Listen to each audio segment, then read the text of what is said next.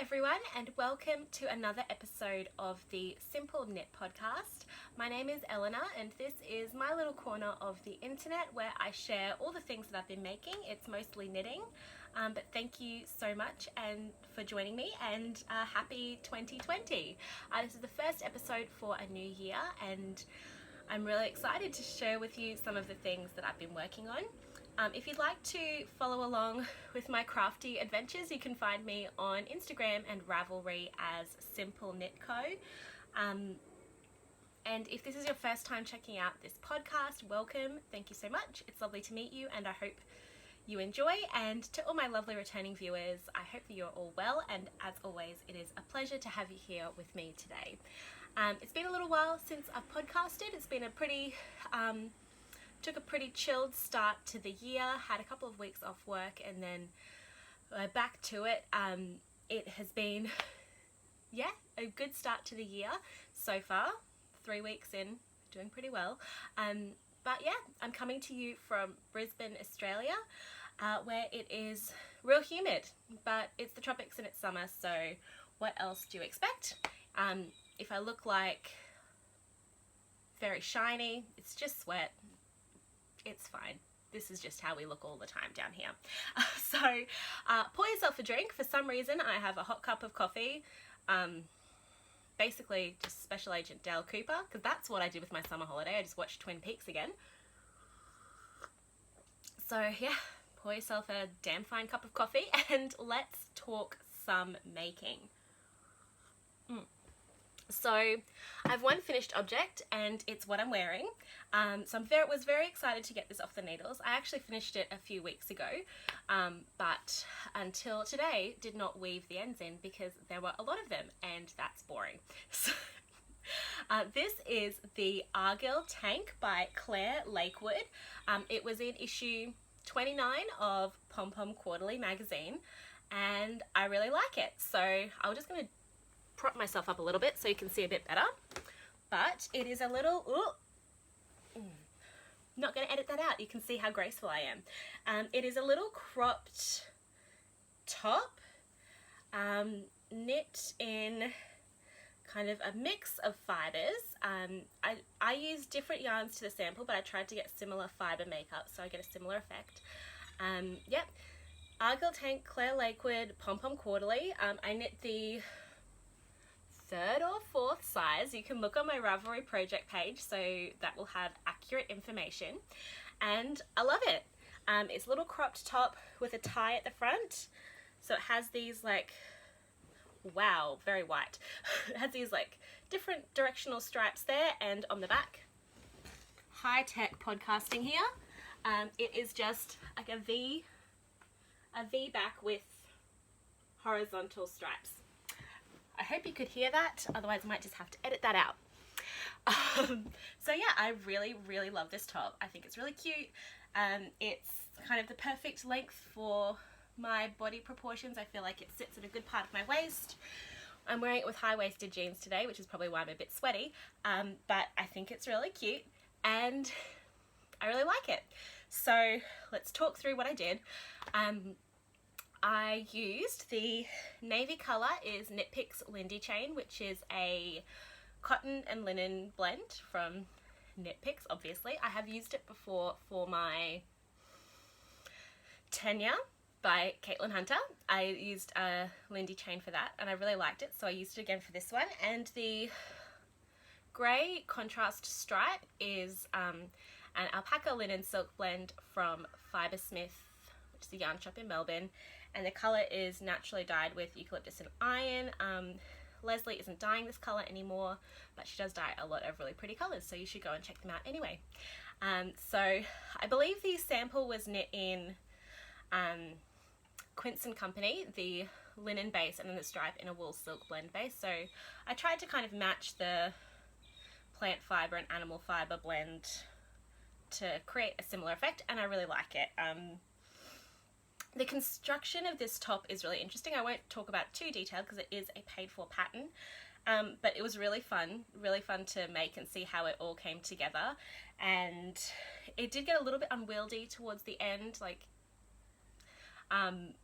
I think in my last episode you can see it kind of in progress, and it was kind of looking a bit weird, but it all comes together in the end. But it did get a little bit unwieldy, but I mean, it's a crop top, so you're not having tons of yarn to be dealing with anyway. And the only modifications that I made on this were, I did go up a needle size, which is pretty normal for me. I'm quite a tight knitter, so I believe the pattern called for a 3.25mm needle, and I knit on a 3.5mm needle. Same needle size the whole way through, and it worked out really well. And the only other change, I made everything else as per the pattern exactly, except for the neckband and armholes, the pattern has you pick up and then cast off straight away. That is a faff and I cannot be bothered, so I just did a row of what we in everywhere else in the world call a double crochet, and what you call in America a single crochet. Just picked up, I just got a 4mm crochet hook because I'm a tight knitter, but I'm an even tighter crocheter, whatever. Very, very tight. Hold on to it for dear life. So I did it with a 4mm crochet hook, partly because I'm a tight crocheter, and also because that's the size I could find. So I did that around the neckband and the armhole bands. It has a very similar effect. It's basically when you pick up and cast off, it's just like doing one row of knitting around it, and it just kind of holds it together. And I find crocheting around it just way faster and way less fussy, and slightly less of a pain to pick up the stitches and things. I just think, for me personally, I think it's quicker and it looks better. And I'm definitely not the only person to have done that for this pattern and many other patterns. I'm not claiming that that's an Elina trademark. That's definitely something a lot of people have done. So yes, that's the only modifications I made. Everything else is exactly to pattern, and I love it. I think it's really cool. I do have to credit Tiny Laser, whose real name I always forget, but Tiny Laser on Instagram, who made this top in very similar colours and definitely inspired me to do this. So colour combo wasn't my own idea either, but I really like it. I think it looks really cool. So that is the Argil Tank by Claire Lakewood. I love it. You should make one too. It's really nice, and it's a perfect summer knit because it's cotton and linen, really light. Even when it's a million degrees outside, you can still wear some knitting. So I do have a couple of projects that I have been working on recently. This isn't everything that I have on the needles. I've kind of, for a while I was quite a one project at a time knitter, or like one home project and one on the go project. And I don't know, I just felt like casting everything on at once, and I did it, and I'm really happy because I have so many fun things to work on, and I'm loving this. I mean, we say a monogamous knitter, so I would guess I'm a polygamous knitter. Yeah, it's like an episode of Big Love around here. So the first project I'll just show you quite quickly because I have shown it before, and there's not a lot of like tangible progress because this is very hard to show.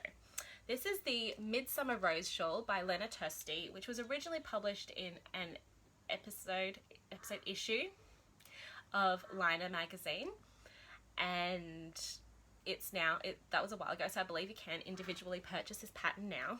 It is scooched up on the needle, so where that little progress keeper is where I was last up to, and this is where I'm up to now. Let me see if I can show this to you at all. Oh yeah. Oh yeah. So it's a super intricate lace shawl, but I'm loving it. I'm loving working on it. I'm really bummed I'm getting to the end of this repeat because I'm finally getting the hang of it and kind of keep up with where I am, and I'm not just like blindly knitting, and I'm about to start a new repeat. So, but that one you do lots of times, so I will have a good chance to get a hang of that. But yeah, as you can see, it's already got a buttload of stitches on the needle. I reckon I'm going to have to get a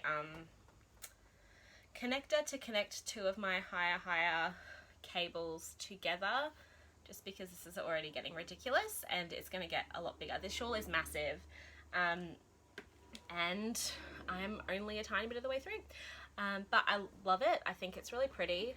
It's definitely going to be, I'm going to be so excited when I have this finished because I'm going to feel such a sense of accomplishment. Oh yeah, you can see it there. So yeah, I'm really enjoying it. The yarn that I'm using is beautiful, amazing white gum wool, which is Australian merino. in the Sedge colorway, which is this really beautiful, it's actually showing up really accurate on camera at the moment, this really lovely mustard color, and I think it's beautiful. So I probably won't show this super regularly because, as you can see, it's quite hard to show, but when I finish it I will definitely be showing you, and you all need to congratulate me because I don't have any plans to have this finished anytime soon. I'm very happy for this to be on the needles for a long time because I don't want it to ever feel like homework, because when I pick it up because I want to, and I have a lot of fun knitting on it. So if I can keep it that way and then have something beautiful finished, that will be amazing. So that is my Midsummer Rose Shawl, and you'll see it at some stage in the future. So the next two, I don't think I had cast on last time I podcasted, actually. No, I'm pretty confident I didn't. So which will I show you first? They've both been on Instagram, so if you're an Instagram follower, these are no surprise. But if you do not follow me on Instagram, which is fine, some new fun things for you to look at. The first one is a pattern from the latest issue of Amerisu magazine, which was amazing. And this is the Fulco Shawl by a designer whose name escapes me, so I'll put it on the screen. And this is a bulky weight shawl with this amazing fat cable detail up the center, and it's really cool. I will link it down below so you can have a look at the pattern pictures, but it is a triangular shawl, but it actually about halfway down splits, so it has like a little dovetail detail, which I thought was really cool, and I loved it as soon as I saw it. And then I came up with the idea of what yarn to use, and I just couldn't resist, and I cast it on right away. So I believe the sample is knit in a wool folk yarn. I'm knitting this in Brooklyn Tweed Quarry in the geode colorway, which I absolutely love. Once again, it's finally actually color accurate, so I'm just going to hold it here. It's this really cool purpley grey, and as with all Brooklyn Tweed colorways, there are little variants and cool little effects, but I really love in this that the little blips of purple and blue, I don't know if you're going to be able to see it. I don't know if you can see that, but you definitely couldn't see that, by the way. Let me see, let me try again. Oh yeah, you kind of can. Just around here, the way that the little blips of blue and purple, it looks kind of like a pen has leaked on it, and I don't know why I think that's so cool, but I love it. I think it's really cool. But yeah, it's this really pretty purpley grey colour, and so far so good. I'm really enjoying knitting on this. I knit a big project in Brooklyn Tweed Quarry last summer as well, and I don't know what it is. No desire to pick up bulky weight yarn in the winter, but when it's 1,000,000 degrees, I'm like, yes, please. So I'm really enjoying this. I'm not even halfway through it yet. The rows are just going to get longer and longer, as they always do with shawl knitting, but it's really satisfying. I love this, like, the texture of these side panels where the increases are. I really love that. The texture is really beautiful. It's a really easy it's a very easy pattern to get the hang of and know what you're doing. So it's definitely not a hard thinking pattern. Wow, that's not a great sentence. It's definitely not a pattern that takes a lot of brain power, but I think it's really, really lovely, and I'm really excited for this because especially in the winter I wear a lot of really dark colours, so I think this will be a nice addition to my winter wardrobe. So I look a bit less black all the time, which is not an issue. I wear dark clothes because I love them, but I think this will be a nice little cozy pop of colour in my winter wardrobe. So that is the Fulco Shawl by designer whose name I keep forgetting in Amerisu issue 19. And finally, I have started this jumper project. I've wanted to knit this pattern for, I think I bought it like 4 years ago, but I just couldn't quite I didn't really know what colour I wanted. I didn't know what yarn I wanted to use. And then I saw this yarn, I was like, I have to make something with this yarn, and I decided they would just be perfect together. So it is not much to show because this is a seamed jumper, and this is just the first piece, but I'm not going to be able to get this colour to look accurate on screen. So I'm making the Klein Jumper by Julie Hoover. It's a super popular pattern. Everyone and their mum, it came out like quite a number of years ago. It wasn't new when I first saw it and decided I wanted to make it.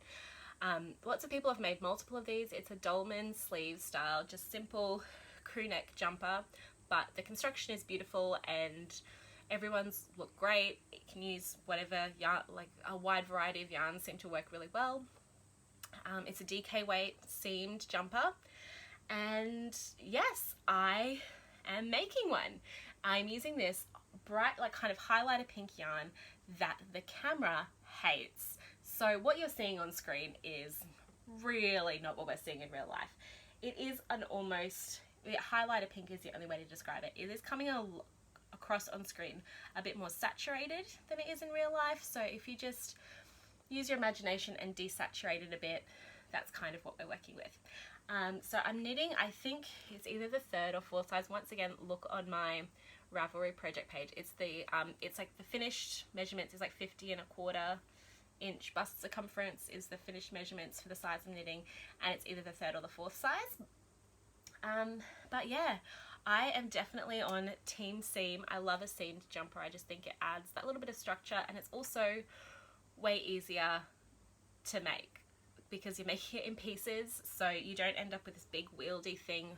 Although knitting in the round is really satisfying and seaming can be a bit boring, but for during the in progress enjoyment, I think team seam.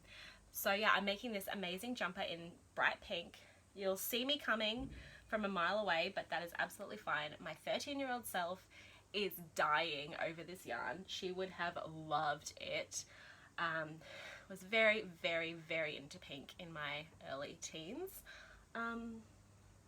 So I'm making a teenage girl in 2003 very happy with this jumper. But yeah, I love the colour. The yarn is the Eureka Plains 8-ply merino, which is another Australian merino farm that processes and dyes their own yarn from their flock, and it's a really, really lovely yarn. They have not been producing yarn for their own yarn for that long, but it's beautiful. It's, even though it's merino and it is merino soft, I don't want you to think it's not, because it is merino soft, but it feels a little bit more, because this is for a garment, it does feel less pilly than other Australian merino. Australian merino is insanely soft. It is so, so soft. I wish if you've not knit with Australian merino, I wish you could, because it's so soft. But like, this white gum wool yarn is beautiful. I would probably not use it for a garment, to be honest. They do a wool silk blend that I think is a sport weight that would maybe be a little bit better for a garment, but this is just anything that would have like a rubby pressure point. I would be very reluctant to use this yarn because it is so soft and beautiful and bouncy and has like a little bit of a halo that is just so beautiful, but would, 5 minutes and it would be very, very pilled. So I would probably not use this yarn for a garment, whereas this, I don't know if it's the way that they ply the yarn, I don't know what it is, but it doesn't have that going to pill in an instant. It's gonna pill, it's merino, it's gonna pill, but I just feel like it's not going to be as dramatically pilly. Like some Australian merinos are dramatically pilly. This doesn't feel like it's going to wear quite as quickly.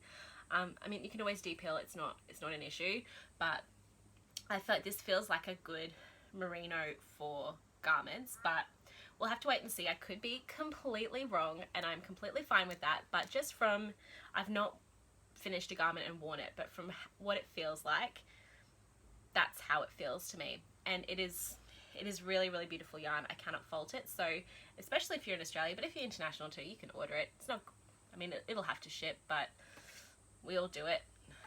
But if you're in Australia particularly, Eureka Plains merino is a really, really great yarn. I'm really loving it. Will definitely see myself working with it again.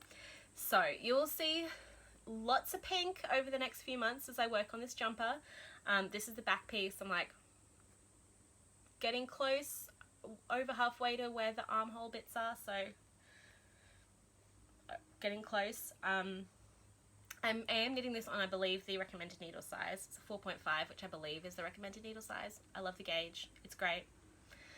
5 stars, can't wait. So yeah, as I said, hope you like pink because you're going to be seeing a lot of it. And that is not everything that's on my needles, but everything that I have been actively working on in the last couple of weeks. So yeah, how are you? Let me know in the comments below, how was your Christmas and New Year? How has the start of the year been? What are you working on? Have you finished anything fun recently? Whatever is on your heart to share, please feel free to do so in the comments below. I'm really looking forward to this year. I feel like it's gonna be a good year. So and I'm, as always, super excited to share everything that I've been making and anything else of interest with you. So yeah, as I said, check me out on Instagram or Ravelry if you would like. Like and subscribe if you enjoyed this episode. If you would like, you don't have to. I'm definitely not here to get a bazillion subscribers, but every single one of you that even watch one episode, I really appreciate you taking the time to spend with me to talk all things crafty. So yeah, hit me up in the comments below, and I hope you have a great week, and I will see you in the next episode. Bye!